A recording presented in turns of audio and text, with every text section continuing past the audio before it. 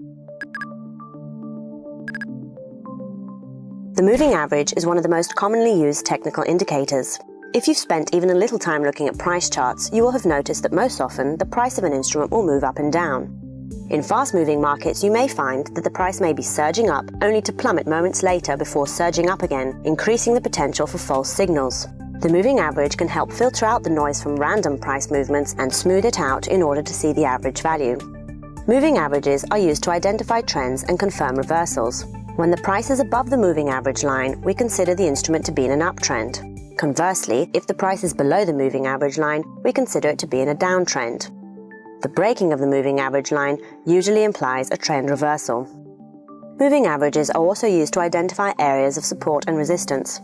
Many traders will consider the moving average line as a support and resistance level indicator and base trades on it. So traders will check to see whether the price is going towards the moving average and see whether it will bounce back from it or break it, as with regular support and resistance level. Oftentimes, the price of an instrument will find support at the moving average line when the trend is up, and will find resistance at the moving average line when the trend is down. So moving averages will tell you whether an instrument is trending up, down, or if it's ranging. It can tell you if a trend is still in motion and whether it is reversing or losing momentum. Have in mind that a moving average is based on past prices and is known as a lagging indicator. Therefore, it will not warn you in advance, but it will confirm when a trend change has taken place. At the most basic level, when the price crosses up and over the moving average, traders take this as a signal to buy. When it crosses down under the moving average line, they consider it a signal to sell. Let's take a look at the types of moving averages. There are three main types: simple, weighted, and exponential. We will discuss the simple moving average, or SMA, first and show you how it's calculated so that you can adjust it according to the given market circumstance. So if you wanted to plot a 10-day simple moving average, you would add the closing prices of the last 10 days and divide by 10. This calculation gives equal weight to each day. It's called a moving average as the oldest price is dropped each time a new period becomes available, in this way ensuring that the average is based only on the last X number of periods, in our example for the last 10 days. Have in mind that the longer the simple moving average period, the more it lags and the slower it is to react to the most recent price movement. And this brings us to its downside.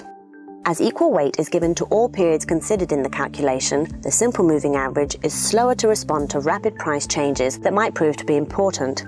So how can you counter this? With another type of moving average, either a weighted or an exponential moving average. The weighted and exponential moving averages are calculated differently from one another, but both types give more weight to recent periods and thus more emphasis on what traders are doing at the moment. So as a result, weighted and exponential moving averages respond faster to price action by distributing more weight to recent periods and less to older periods. They reflect a quicker shift in sentiment, which can be due to changes in supply and demand or important news events that impact the traded instrument. To illustrate what we mean, if you were to plot an exponential moving average and a simple moving average on a chart, you will see that the exponential moving average is closer to the current price than the simple moving average. Apart from the type of moving average, you also have to decide on the time period. This will largely depend on the type of trend you are analyzing. Here are some guidelines for commonly used time periods: 10 to 20 for short-term trends, 50 for mid-term, and 200 for long-term trends are typically used. When and how should you use moving averages? Deciding which moving average to use and the time period will depend largely on your objective.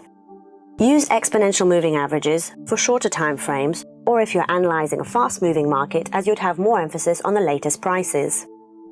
Use simple moving averages if you are planning on holding a position for a longer period of time, as the exponential moving average might be too sensitive and give false signals. You should also use simple moving averages if you'd just like to filter out the noise from random price fluctuations to determine the overall market direction.